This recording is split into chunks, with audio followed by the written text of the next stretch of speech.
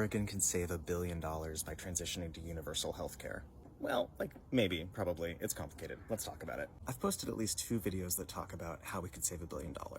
We could save about $1 billion a year. Save about $1 billion a year. Another volunteer with Healthcare for All Oregon reminded me that it's honestly too complicated to throw around a number that's that big without giving a little bit more context. So let's take a short deep dive into a couple pages of the 2022 Joint Task Force on Universal Healthcare final report. So this is the 2022 Joint Task Force on Universal Healthcare final report and recommendations. This is available at the State of Oregon website. All the information I'm sharing with you is in this publicly available 223-page document. So when I have been thrown around the number of $1 billion, to be a little more accurate, I should say that the report predicts a saving of $980 million, which is $20 million shy of $1 billion, right? So that's a little more accurate. That number is coming from the work of the fiduciary Optimus, which helped the state of Oregon between 2019 and 2022 crunch the numbers and figure out what a universal healthcare plan would cost. Our current system, $55 billion. Once we transition to universal healthcare, a $54.6 billion cost, projected savings of $980 million a year.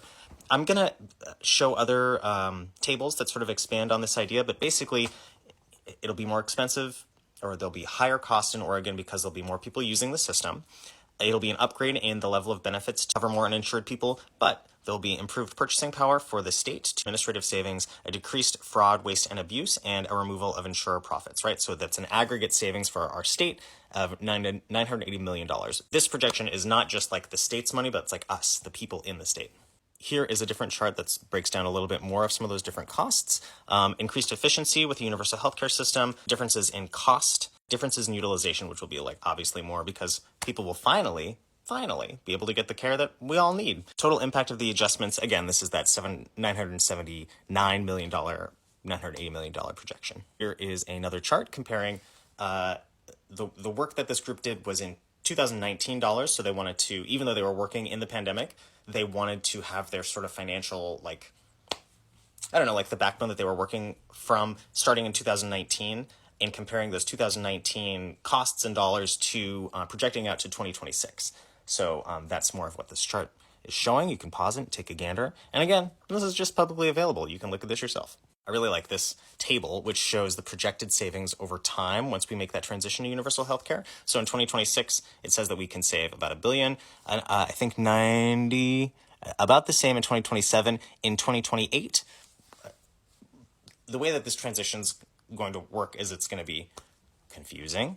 It's going to be challenging, but overall, it's going to be better because our system is broken. So in 2028, there's a projected savings of only about $500 million. And then going forward, once the transition plan has had time to continue, back to saving a little bit more. But anyway, so you can pause this and check it out.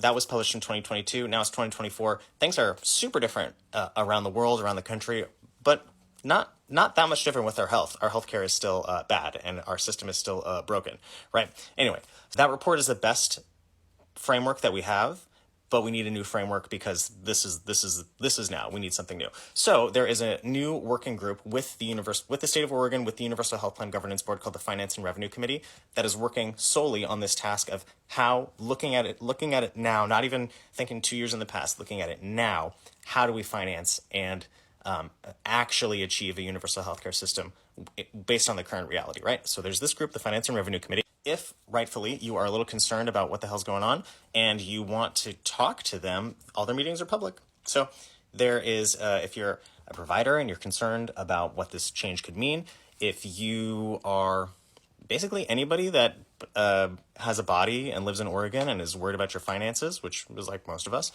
you can attend these meetings, right? So there's November 19th, there's a public meeting, also December 17th. Again, this is the Finance and Revenue Committee public meeting. So this group is making a final recommendation. This is a group, I think there's 15 of them. Their final recommendation goes to the governance board, which is making the actual transition plan for our state to move to universal healthcare. We are Healthcare for All Oregon. We are a nonprofit that's been working for the last 20 years on getting universal healthcare for every Oregon resident, and we're going to get it. It's happening. So come join us, tag along, and thanks for your time.